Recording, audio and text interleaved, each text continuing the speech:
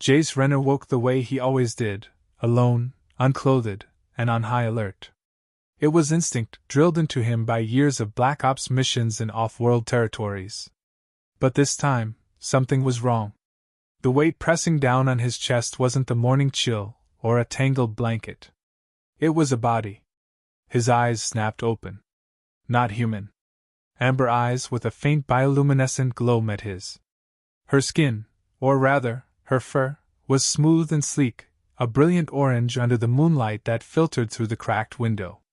Her tail curled behind her like a lazy question mark, and two large vulpine ears twitched toward the sound of his sudden breath.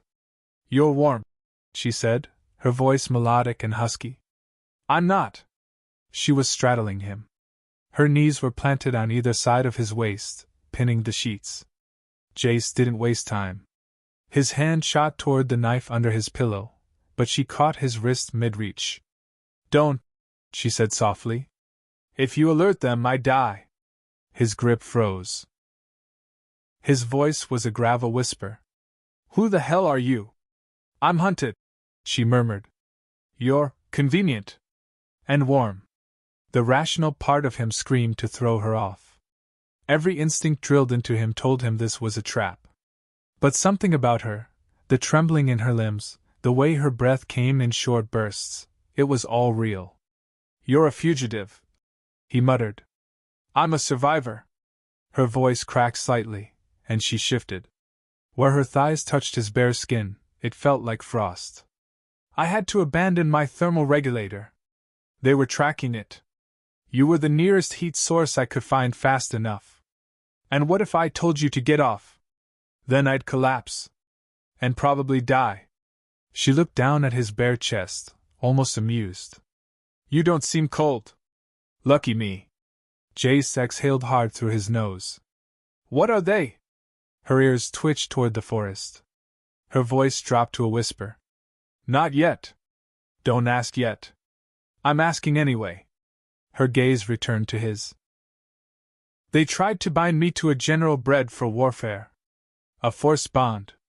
I refused. I chose exile. I chose Earth." Jace stared. Her body trembled again, visibly weaker than before. He gritted his teeth and reached for the spare blanket with his free hand. He yanked it over them both, covering her frozen body. A soft sound escaped her lips, half gasp, half relief. "This is insane," he muttered. "Correct," she said. "But necessary." She curled against him like it was the most natural thing in the world, chest to chest, her fur brushing his skin like velvet dipped in ice. Her breath slowed slightly, though her heartbeat still galloped. "What's your name?" he asked. She hesitated. "Vespera. And you're not bad for a human. You broke into my home. I bypassed your locks. They were simple. Like you? Careful," he growled. A faint smile touched her lips. "You growl. Cute." Then her body sagged slightly. Jace caught her before she collapsed sideways, instinctively easing her back into place. "You're going to explain everything tomorrow," he said. "Not later. Tomorrow. I'll owe you," she whispered, her voice barely audible. He didn't respond. But as her trembling slowed, her limbs finally relaxing, Jace realized something unsettling. She wasn't falling asleep. She was watching him. Sometime before dawn, Jace cracked one eye open. She hadn't moved, not much anyway. Vespera still straddled him. Her weight shifted slightly forward now, resting on her knees rather than his hips. Her eyes were open. Glowing. Still. "You've been staring at me all night?" he asked, voice rough from sleep. "Yes," she replied without a hint of shame. "That's creepy. You changed breathing rhythms 3 times. I thought you might be dreaming of violence." Jace exhaled slowly. "That's not comforting." She shrugged, her head tilting with subtle amusement. "Humans are unpredictable." "I needed to study you." He pushed himself up slightly, forcing her to lean back or lose balance. "I'm not some alien biology exhibit." "No," she agreed. "Your dense muscle and reactive instinct. I didn't expect to find both in the same bed. I didn't expect to wake up with a glowing fox girl on top of me, so I guess we're both surprised. She looked him over again, this time slower. I'm not seducing you, if that's what you're wondering. I wasn't. You were. Your pupils dilated when I said you were perfect. He threw the blanket back from his chest. You want to sleep somewhere else? I can't. We're past modesty now, Jace. Either I stay close, or I seize. She shifted again, curling up against him like he was furniture she owned. Her tail draped across his legs. Her arms wrapped around his ribs. Her breath was warm against his collarbone now, slow and steady. You're insane, he muttered. Likely, she whispered. But I'm alive. He didn't sleep again. Not really. He lay still while her breath kept a rhythm against his chest. She didn't seem to sleep either. Just existed. Monitored. She wasn't draining heat anymore. That much was clear. She was choosing to stay close. By morning, she was already gone from the bed. Jace sat up fast, instinct screaming, but he heard movement downstairs. Not frantic. Casual. He found her in the kitchen barefoot, wearing one of his oversized flannels. Her orange fur shimmered in the morning light as she stood by the window, her tail flicking lazily. Her ears were perked. Focused. You cook? She asked, still facing the trees. I fight. I fix. I don't flip pancakes. She nodded, turned slowly, and leaned against the counter. They'll find me. Jace crossed his arms. You said you ditched your tech. I did. But they tagged me first. If they're tracking biological trace, we have hours. Days if we're lucky. Then we run. She looked at him, surprised. You'd run with me? He shrugged. I don't leave people to die cold on my chest. Her smile was quiet but genuine. Good. Then get dressed. The sun hadn't yet cleared the treetops when Jace noticed something strange. She was curled on the couch, same flannel, same unreadable expression. But her eyes didn't blink. Not once. You slept at all? He asked. No. You know that's not normal, right? She looked at him with faint amusement. Normal is not a survival priority. So, that's a no. He walked past her, still shirtless, towel over his shoulders from a cold shower. She tracked him with her eyes. I monitored your breathing again, she said. You clenched your fists twice. You muttered something around 4 a.m. He stopped mid-step. You memorized my sleep cycle? I lay on you all night. It felt intimate. I wanted to understand. Jace stared. You're studying me. Yes. I'm not a science project. No. But I've never seen a human this close. You're unusual.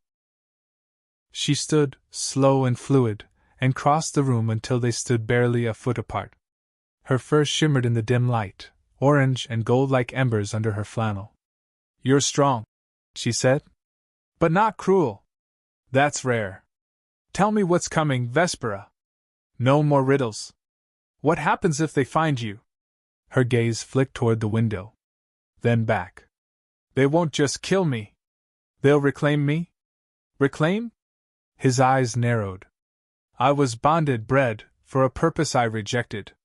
They consider that theft. Jace didn't speak for a long moment. His pulse had already spiked the second she said, reclaim. That word meant ownership. Possession. His jaw clenched. You said you were a fugitive, he muttered. You didn't say you were royalty. Royalty's a fairy tale on my world, she replied. Power there is genetic, not inherited. I'm from a Tier 1 bloodline. Pre-screened, pre-matched, predestined. He frowned.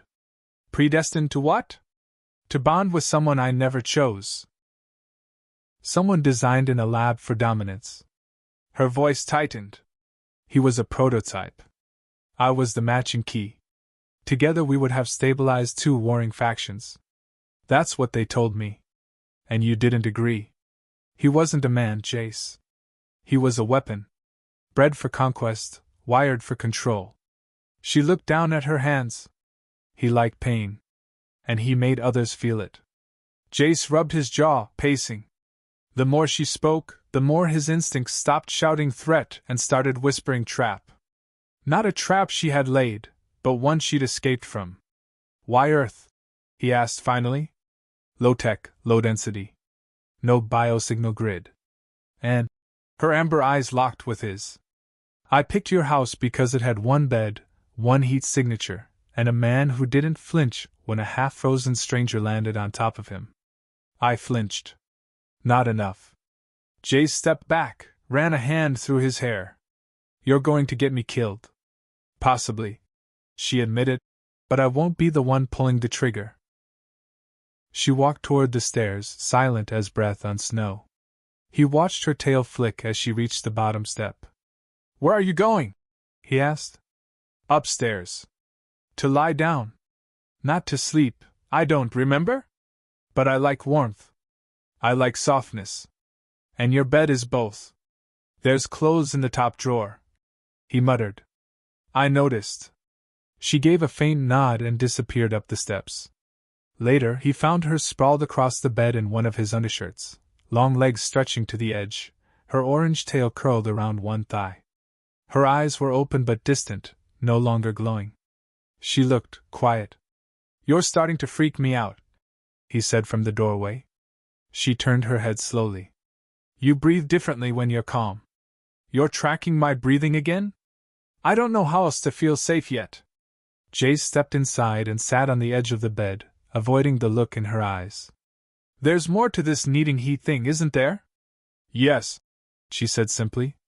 But the science is boring. I like boring. She rolled onto her side, head propped on one hand. My nervous system is stabilized by proximity. It's biochemical, not psychological. If I go too long without external warmth, my neurotransmission becomes erratic. Eventually, I seize. Engineered dependency. Jace muttered. Her gaze met his. Exactly. So what happens if I ask you to leave? I die. Or get caught. Maybe both. You're honest about it. Would you prefer lies?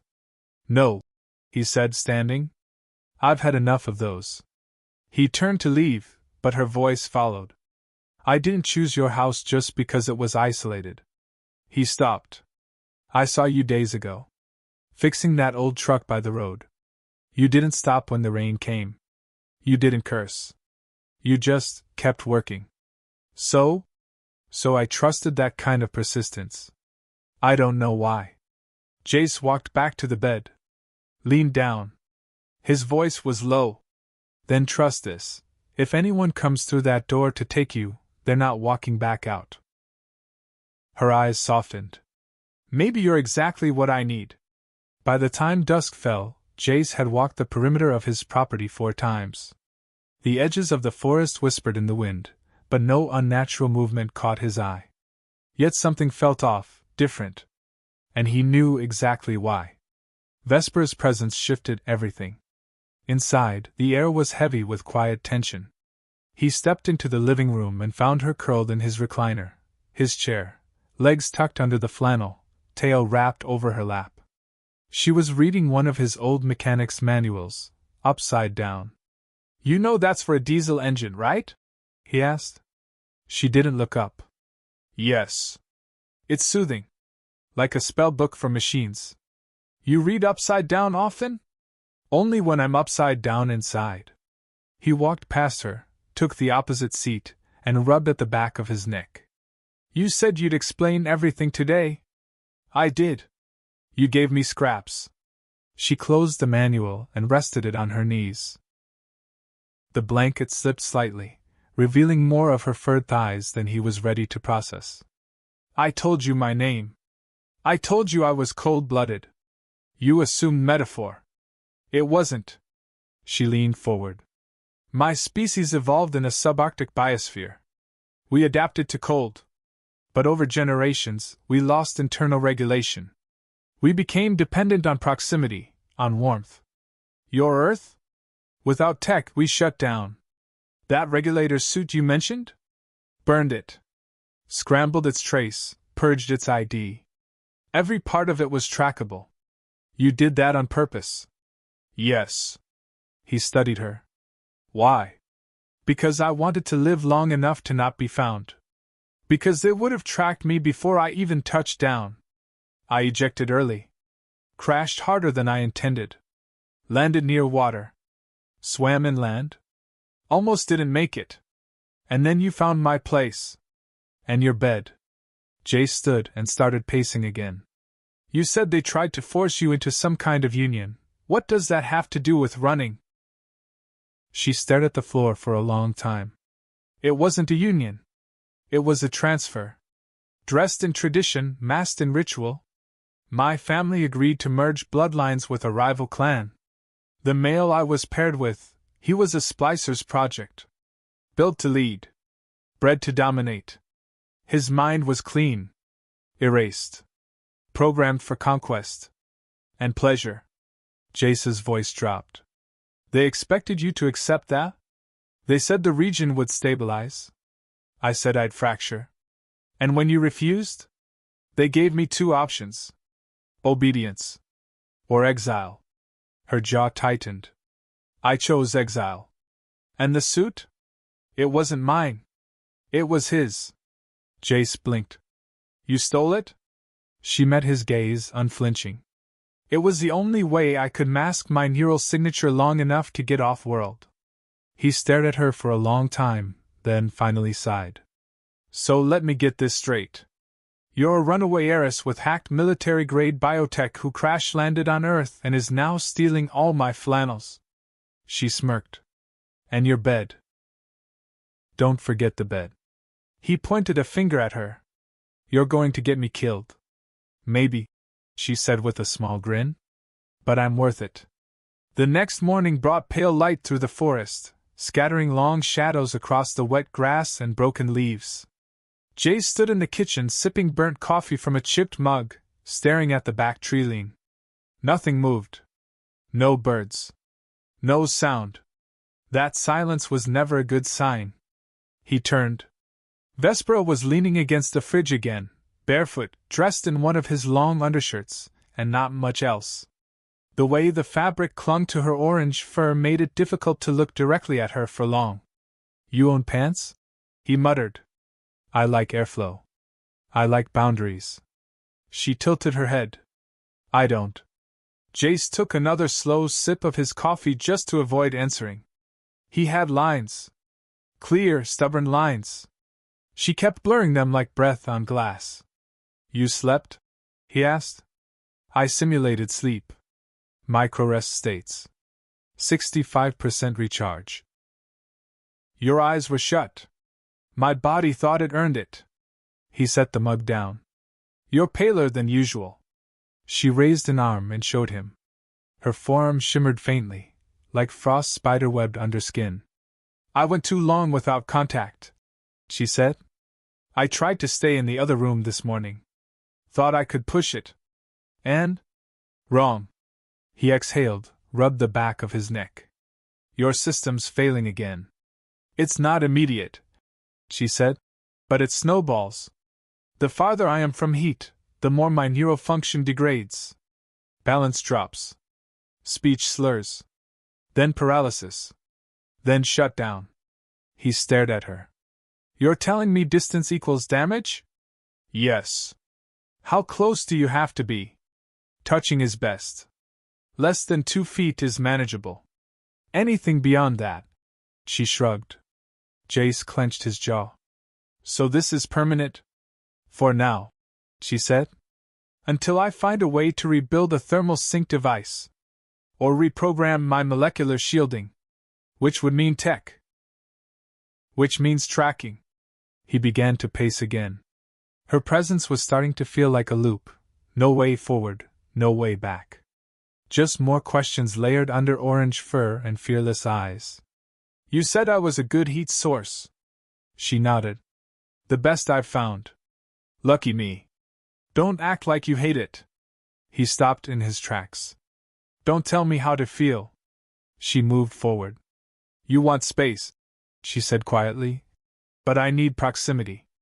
If you don't want a corpse in your bed tonight, let me stay close. You're impossible. I'm alive. Barely. And only because of you. I didn't sign up for this. You didn't unsign either. She stepped even closer. Her hands found the edge of his shirt, fur brushing the skin beneath. Her voice was quiet but firm. You're hot.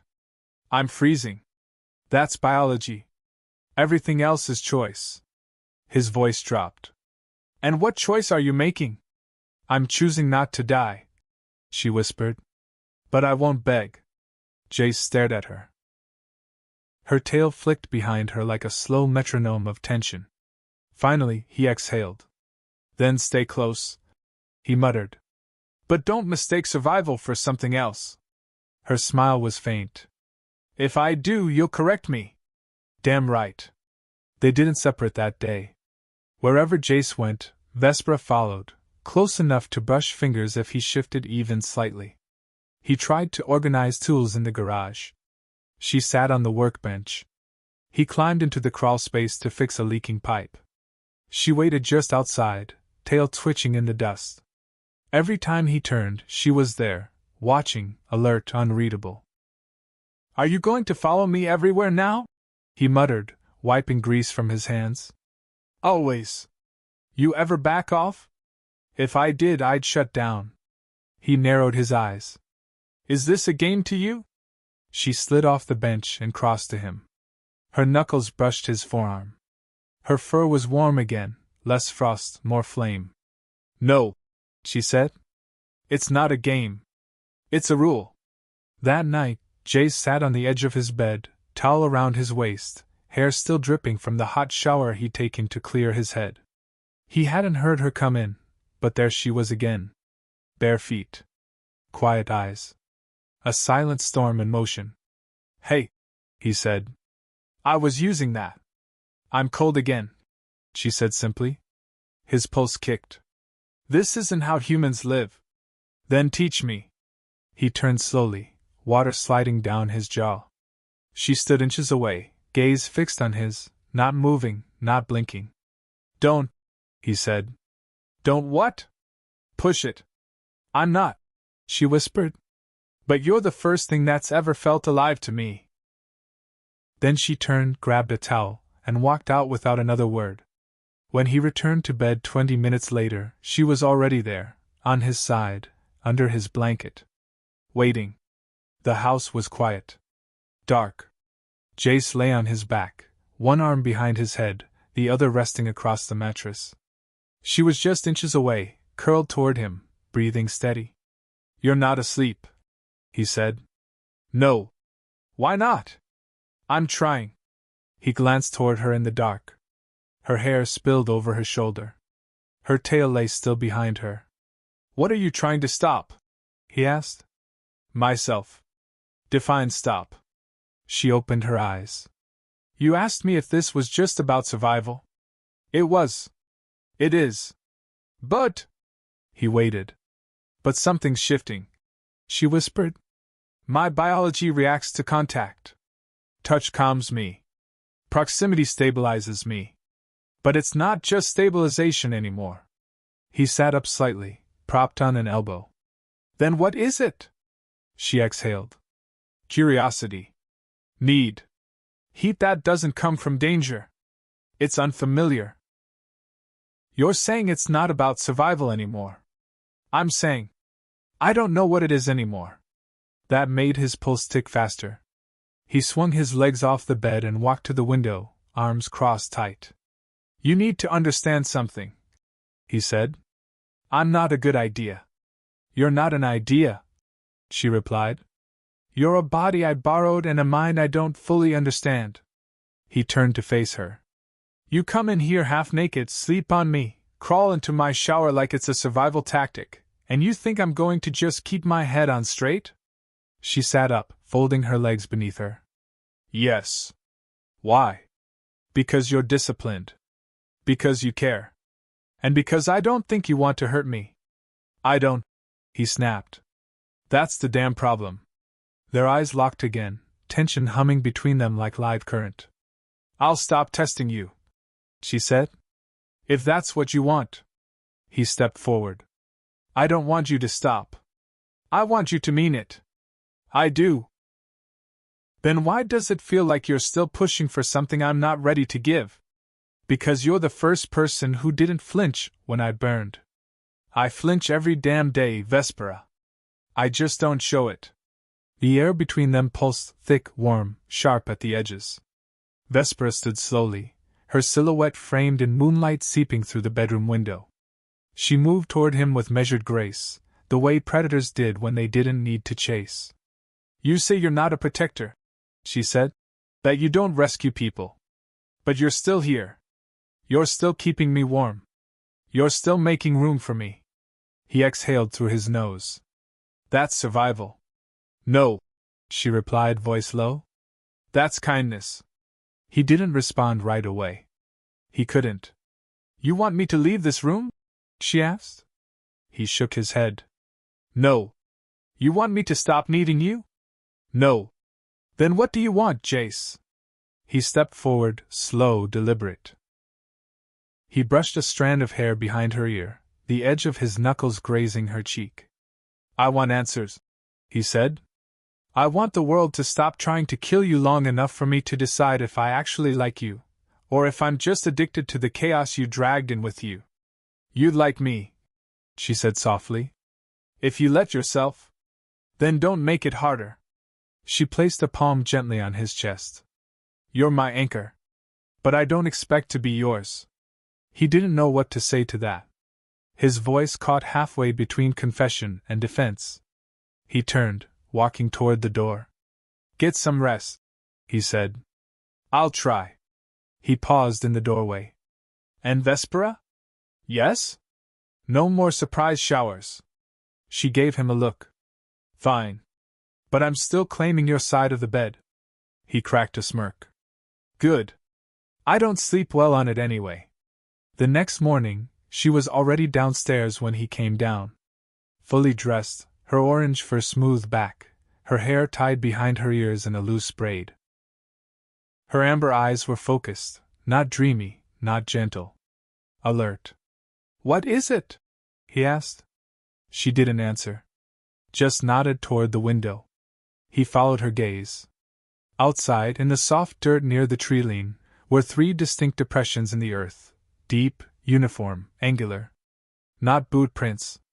Not human. He felt his pulse climb. How long? Hours. Maybe less. You sure it's not a hiker? She gave him a look.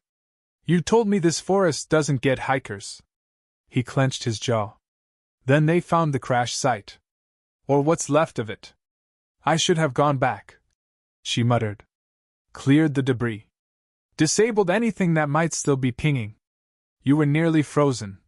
He snapped. You'd have died before you made it a mile. We don't have time to argue. He nodded once. What do you need? Her eyes met his. Your heat. And? She turned. A weapon. Jace pulled open a panel under the sink. Inside was a weathered case. He popped it open, revealing a matte black sidearm. His fingers closed around it like muscle memory. Let's move, he said. Jace's boots sank into damp soil as he followed Vesper through the woods behind his property. The path was familiar, but the threat was not. Every crack of twig underfoot, every ripple of breeze across the tall grass, put him further on edge. But not her. She moved like a wisp of heat and muscle wrapped in fur and steel nerve. Stop, she said suddenly, raising one hand. He crouched beside her, gaze flicking to where she pointed. Nestled in a patch of moss and fallen needles was a small, needle-shaped device no longer than a finger. It pulsed softly at its center, 3 black nodes arranged in a triangle. What is it? He asked. Vespera brushed the leaves away carefully and leaned in, nose almost touching the casing. Tracker. Low-range proximity scan. Not human. He frowned. Yours? She shook her head. Too old. Too simple. It's a ping relay. Someone dropped this recently. It's not broadcasting. It's listening. Jace narrowed his eyes. So they're close enough to scan, but not close enough to trigger it directly? They're circling, she said grimly. Mapping my last known heat signature. He stood slowly. So what's the goal? Capture? Not yet. Right now? They're confirming I'm still alive. Jace's gut twisted. I thought you burned the suit. Isn't that what was broadcasting your biosignal? It was, she said. That was the last trace they had. This is just a smart guess. They're looking for fresh biological emissions. Heat trails. Residual DNA. And if they confirm that, they descend, she said. Fast. Jace slipped back toward the cabin, now hidden behind the wall of trees. His home. His quiet. Gone. You're not going out there alone, he said. She didn't reply.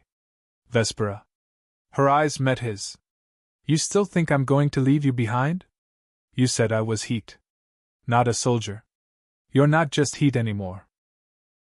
She reached into the waistband of her borrowed clothes and pulled out a cylindrical object wrapped in scorched cloth. She twisted the cap. A hiss escaped as it slid open to reveal a compact weapon, curved and sleek, glowing faintly at the edges with alien tech. Jace raised a brow. Where the hell were you hiding that? Inside a coolant pipe behind your generator. He blinked. You planned for this.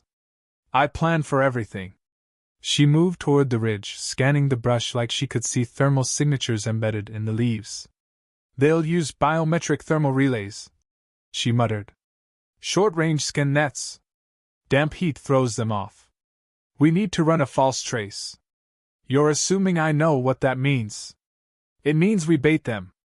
Lead them where we want. Then vanish. He stepped closer. You're calm. I've done this before. He studied her from the side. You're still cold. Always. Without a word, Jace shrugged off his jacket and dropped it over her shoulders. Don't die out there, he muttered. You first. They moved quickly, silent as the mist that curled around the treetops. Vespera led, her bare feet soundless over pine needles, her long orange tail tucked tight behind her. Jace kept pace behind her, boots sinking into the loam, his sidearm heavy at his hip. They reached the eastern ravine just as the sun began to dip. Below them, two shadows moved between the ferns, almost graceful in their precision. There, she whispered, pointing. Two of them. Jace crouched beside her. You sure they're not human? Too tall. Too fluid. And they're wearing suppression helms, outer hive recon units. Disposable. Disposable? To their command, she said grimly. But still lethal to us. He watched the shadows move below. The armor shimmered faintly, reflecting light that didn't exist. They scan first, she continued. Then they report. Then the ship comes. So you brought company? No. They brought each other. I left alone. He looked sideways at her. So what now? She pulled another object from her belt, sleek and black, about the size of a flashlight. We ambush. Disable the uplink before it transmits. Kill the signal before it hits orbit. Jace nodded, drew his pistol. I draw them out. You flank. You'll get shot. I won't. If they fire once. I know, he said, voice low. But I've done worse. She looked at him for a long moment. Her ears flicked. Her eyes burned gold in the shade. Fine. But if you get tagged, I finish it. My way. No objections here. 20 minutes later, the plan went live. Jace stepped into the clearing slowly, his gait loose, casual, every part of him projecting visible bait. He walked like a man who had no idea death stalked the trees. The two pursuers broke formation, just as she predicted. One curved left. The other fast-tracked right. And from the tree lean came the strike. Vespera hit the first like lightning. Her disruptor blade flared bright, arcing across the soldier's thigh. He crumpled, half screaming. The second turned too slow. Jace fired. One shot. Center mass. The armor buckled inward, and the figure went down with a thud. Then the sky began to hum. Low. Vibrating. Predatory. Jace turned his eyes upward. A scout ship skimmed the ridge, its hull dark and angular, silent except for the thrumming of anti-grav pads and scanning arrays. "They're here," he muttered. Vespera grabbed his wrist. "Run! Now!" They sprinted, over brush, down a half-forgotten slope, past Jace's old deer blind and the rusted hull of a weather station. Toward the caves. The ones he hadn't entered in years. He used to hide gear there. Back when life had enemies he could see. Inside, the cold welcomed them. Old earth. Wet rock. The kind of dark that swallowed light whole. Jace slumped against the wall, breathing hard, sweat streaking his brow. A shallow cut trickled blood from above his left eyebrow. Vespera crouched beside him, arms around her knees. She was shaking again. "You okay?" he asked. "I used too much charge. Too much energy." Her voice cracked. "I'm freezing again." Jace sat up, pulled her into his lap without hesitation. Her body curled instantly, tail winding around his leg like instinct. "You shouldn't have pushed that hard. You shouldn't have baited them." "I'm human," he muttered. "We do stupid things when we care." She looked up, dusted with cave soot, and leaned forward. Her lips met his. Soft. Warm. A shiver of something more than survival. When she pulled back, her forehead pressed gently to his. "I don't need your warmth anymore," she whispered. "But I want it." Jace brushed a thumb along her jawline. "Then take it." The cave swallowed sound, but not time. Jace sat with his back against the stone, Vespera half laying across him, her breath gradually evening. Her head rested on his shoulder, and her tail was wrapped loosely over both their legs. The cold still crept at the edges of the cave, but her body was no longer shaking. Then, somewhere in the distance, came the hum. Not the low drone of the scout ship, it was subtler. Mechanical, layered. Closer. Jace stiffened. That sound again. Vespera sat up, ears turning sharply toward the entrance. "They're scanning again." He was already checking his weapon, rotating the charge cartridge, keeping his breath steady. "Same ship?" "No," she whispered. "New pulse pattern. Tighter range. They're done searching." He met her eyes. "They're hunting now." She nodded once. "Then we need to move." She pulled a compact device from her belt, oval, dull metal, barely the size of his palm. She tapped the edge. A soft green light blinked once. "What's that?" "Last piece of tech I salvaged. A signal scrambler. One-time use. 10 minutes of static before they triangulate again." Jace's stomach dropped. "One time? That's it. It'll get us out of the ravine." "Barely," he muttered. "But it gives us a window." He stood. "Then let's kick it open." 15 minutes later they were soaked from a creek crossing, mud splattered across their legs and thighs.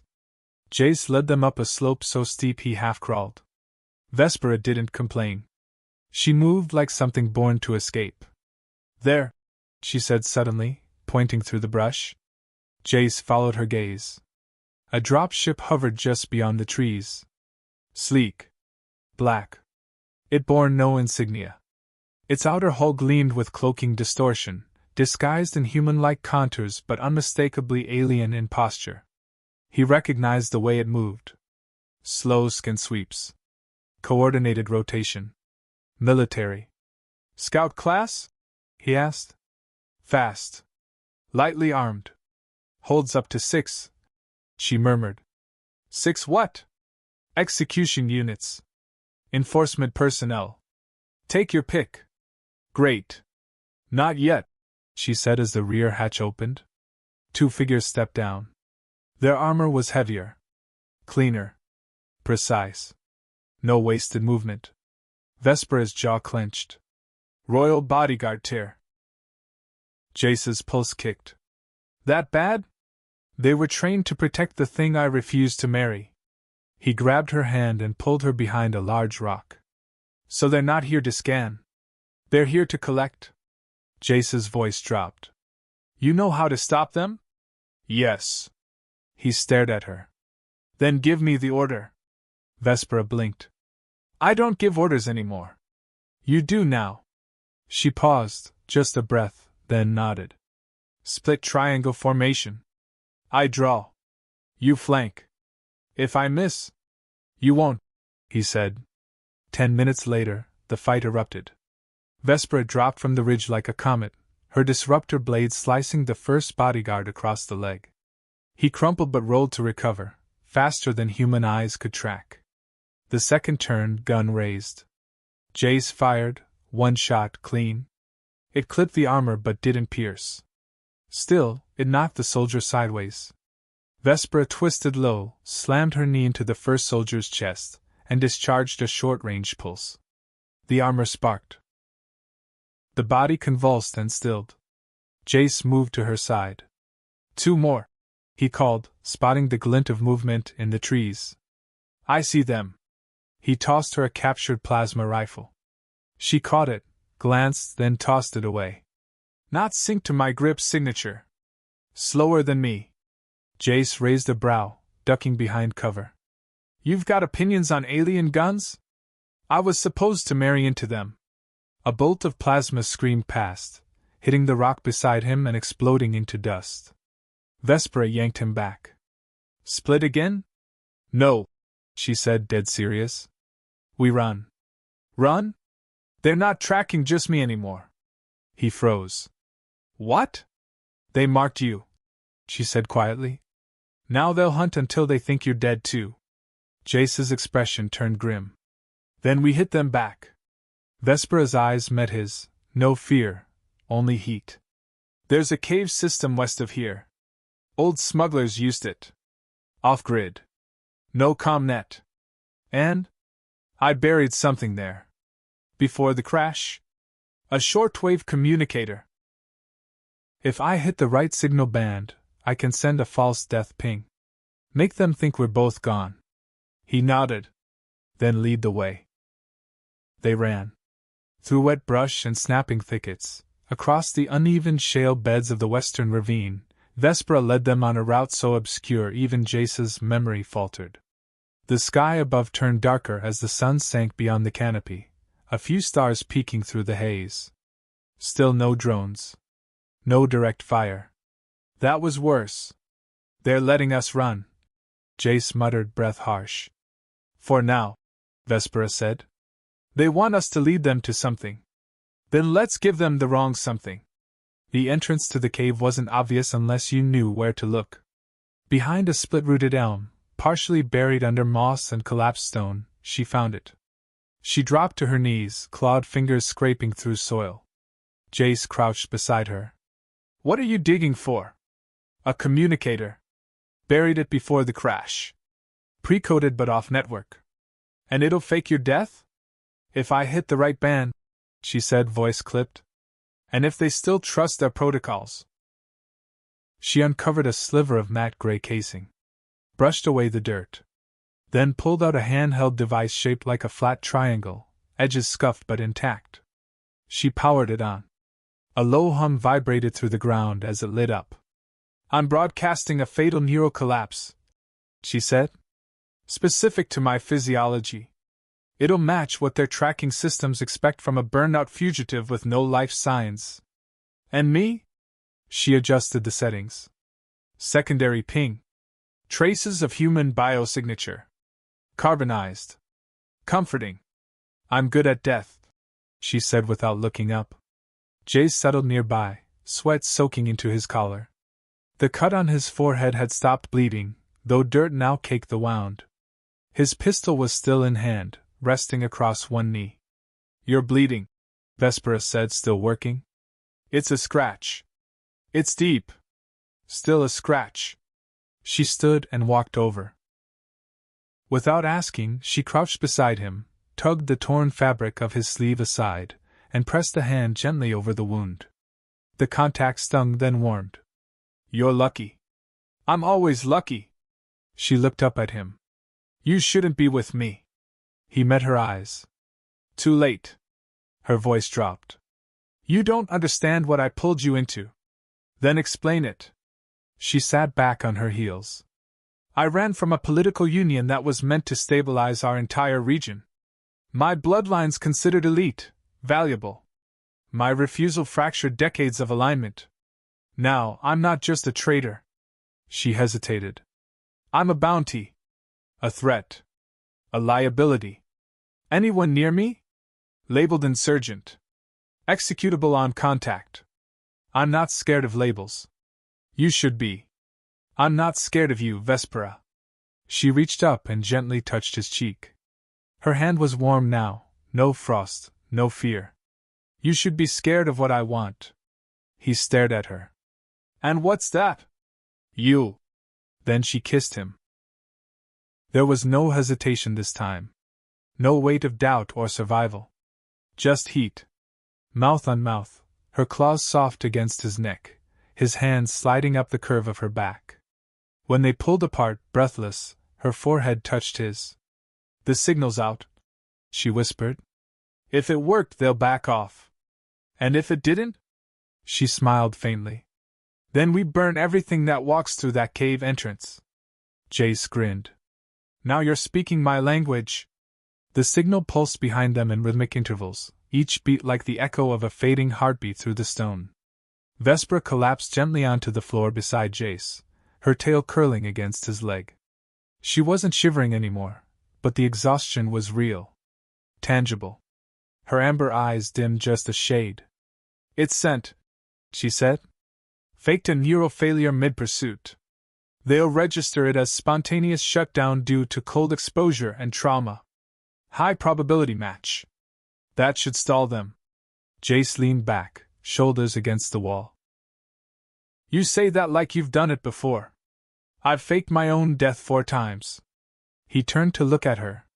Successfully, she added. He exhaled. They'll come harder next time. She nodded, gaze distant. But they won't come tomorrow. The signal buys us that much. Jace ran a hand through his hair and looked up at the ceiling. It was damp, uneven, alive with creeping vines. A week ago, his biggest concern was a generator coil rusting in the rain. Now? He'd gone to war with ghosts wearing armor. So, one night, he said softly.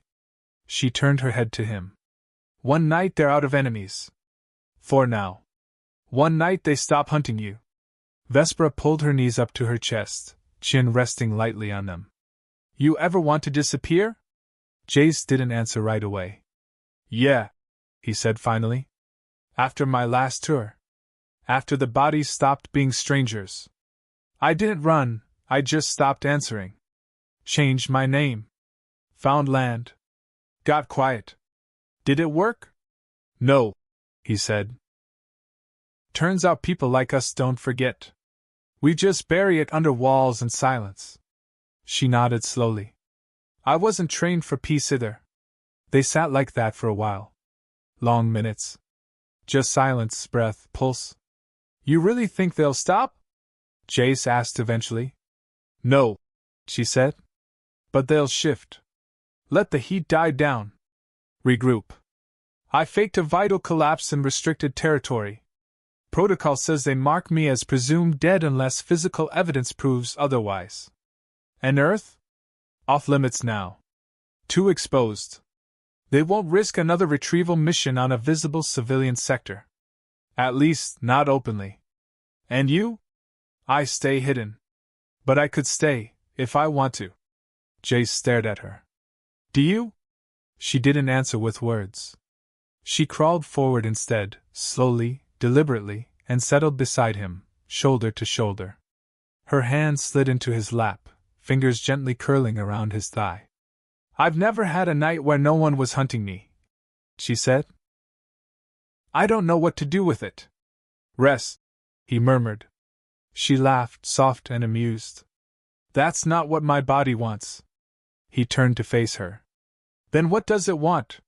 She looked at him, truly looked, and her voice was a whisper now, like wind through fire. Contact. Not to survive. Just to feel. Just once. I'm not asking for forever, she added. Not even tomorrow. Jace's eyes searched hers. You think I don't want you? I know you do, she said. But you hold it like a loaded gun. He reached up, gently tucking a strand of hair behind her ear. Because everything I've ever touched like this ends. She tilted her head into his palm. Then don't touch it like it's fragile. Their lips met again. No urgency. No panic. Just warmth. And need. She climbed into his lap, legs folding around his waist like she was meant to be there. Their foreheads pressed together, breath mixing in the quiet cave. And when she whispered, "If they show up tomorrow, we burn the cave down on top of them," he didn't flinch. He smiled. "And if they don't?" he asked. "Then you stay," she breathed. Something shifted in her eyes then, softened. And that night, under cold stone and quiet dark, they didn't just share body heat or lips or danger. They shared something neither of them had ever been given before. A night without fear. A choice. Freely made. Jace woke slowly. Not to alarm. Not to instinct. But to the feeling of a fingertip lightly tracing the line down the center of his chest. "You don't sleep much," he mumbled without opening his eyes. "I slept," Vesper replied. "I just woke early." "Bad dream?" "No," she said. "I just wanted to make sure you were still here." He cracked one eye open. The cave around them was still dark, but pale gray light crept in from the entrance now. "Morning." He smiled faintly. "Where else would I go?" "You've had chances," she said. "To walk away. You never did." "You didn't ask." She sat up slowly, stretching her arms, fur glowing faintly in the dawn. Her shirt slid down one shoulder. She didn't fix it. "I don't want to be a fugitive forever," she said, eyes on the ceiling. "But I also don't want to disappear into someone else's control again." "You won't," Jace said instantly. She turned to glance at him over her shoulder. "Even if I stay?" He sat up beside her. "If you stay free. Not hidden. Not owned. Just with me." Vespera's lips curved into a rare, genuine smile. "That's almost romantic. Don't ruin it." A soft beep echoed through the cave. They both froze. Vespera whipped around, snatched her handheld scanner from her belt, and checked the display. "No ships. No ground units. No signals," she said slowly. Jace narrowed his eyes. "Then what?" She tilted her head. "They bought it. No tracking pings. No orbital scans. Nothing in deep drag. My death was confirmed by Central Command 5 minutes ago." Jace let out a long breath. "So it worked." She nodded once. "They've stopped searching." "Then what now?" Vespera turned to him, eyes fierce but calm. "I stay." Later that morning, Jace stood in the clearing where it had all started. The frostbitten ridge behind his cabin. Cold wind brushed against his bare skin, but he didn't move.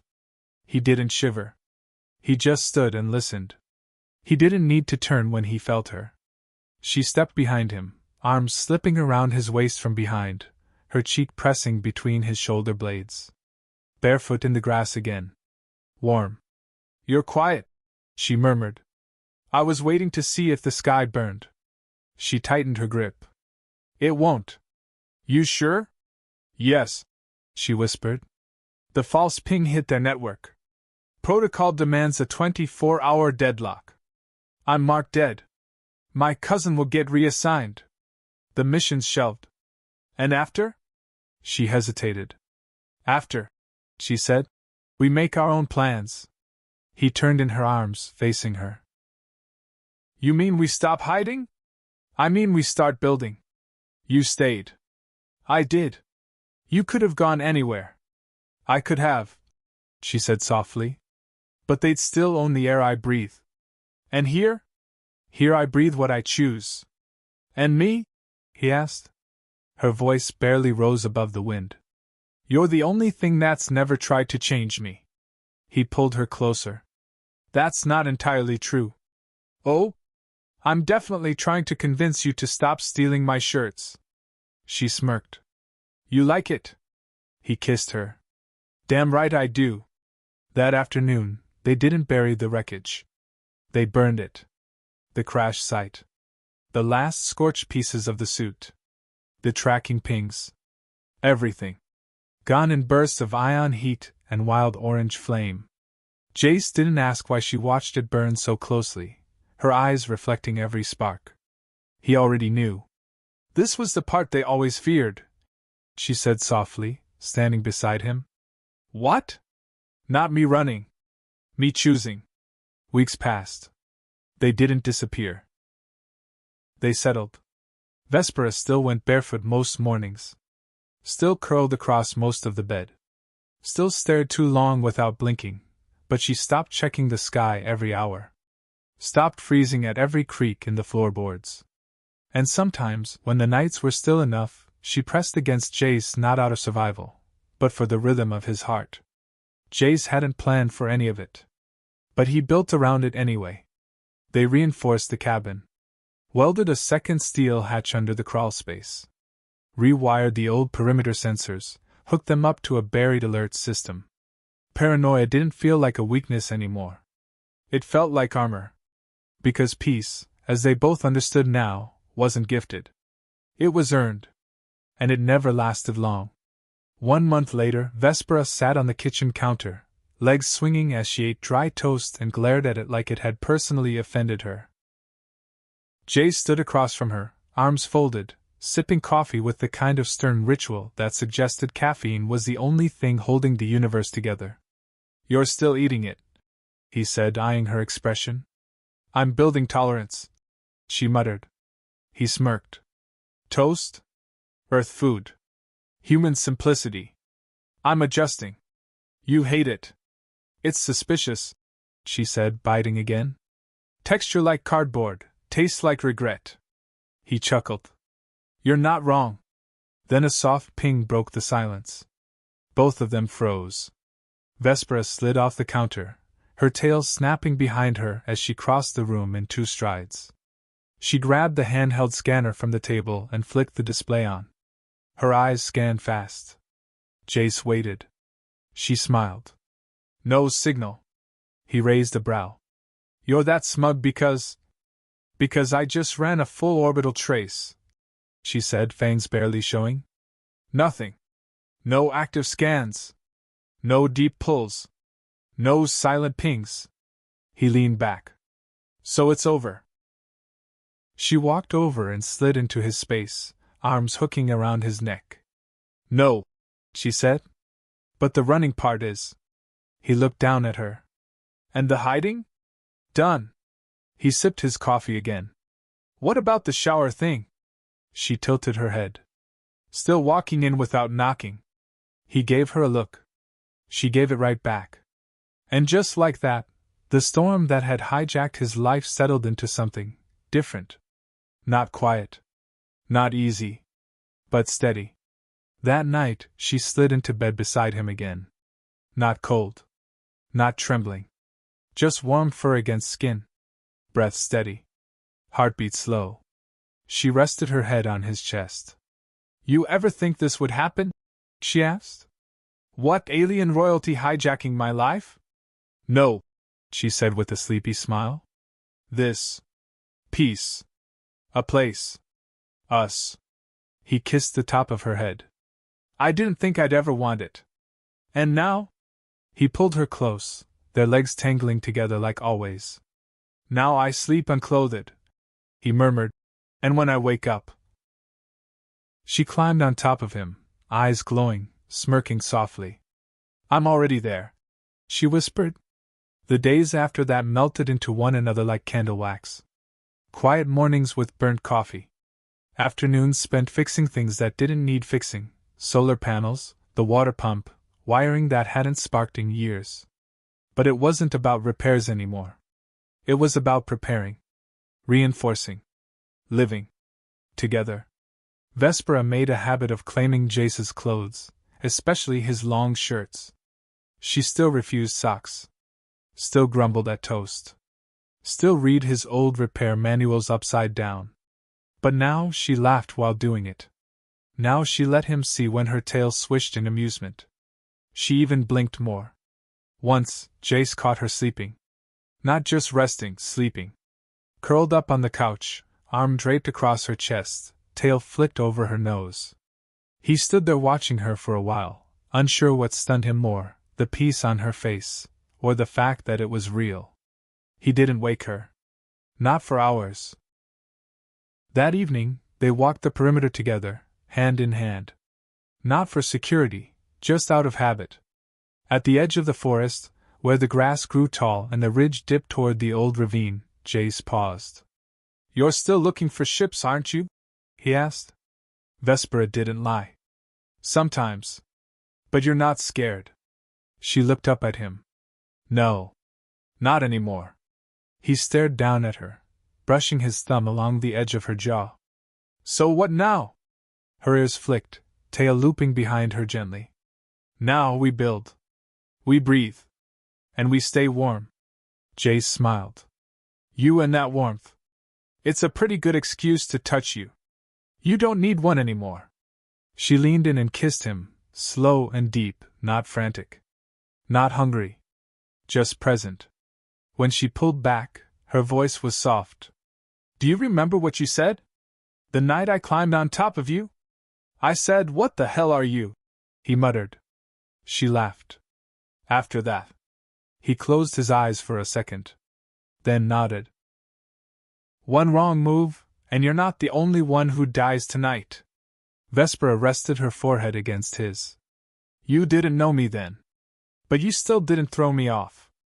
"I was cold," he said. "You were warm," she corrected, tail brushing his hip. "And stubborn. And mine." They burned the last of the wreckage 2 nights later. Every remaining piece of the prototype suit. The uplink core. The disruptor blade she no longer needed. Jace had offered to hide them instead, but she shook her head. "This wasn't a retreat," she said as the flames roared. "This was a decision. Fire makes it permanent." So they stood together as the ashes swirled into the sky, orange sparks rising like signals of their own. Not a call for help. A message. We survived. We chose. Winter came faster than expected. Snow dusted the cabin roof, the forest floor turned quiet and heavy. But inside, there was always heat. Blankets. Radiator coils. And each other. Vespera claimed Jace's bed like it had always been hers. She curled against him in sleep, in silence, in long hours where either of them needed to speak. One night, while the fire crackled and wind scraped against the shutters, Jace stirred from a light sleep to find her staring at him. Again. "Still creepy," he mumbled. "You stopped clenching your fists in your sleep," she whispered. He blinked. "I did. 3 nights in a row now." He reached for her, arm looping around her back. "You stopped trembling." "I know." "Still cold?" "No," she whispered, voice like velvet. "Not when you're here." Their lips met again, not with fire, but with warmth. This wasn't survival. This wasn't escape. It was home. And for once in both their lives, after exile, after war, after being hunted, they finally understood what that word really meant.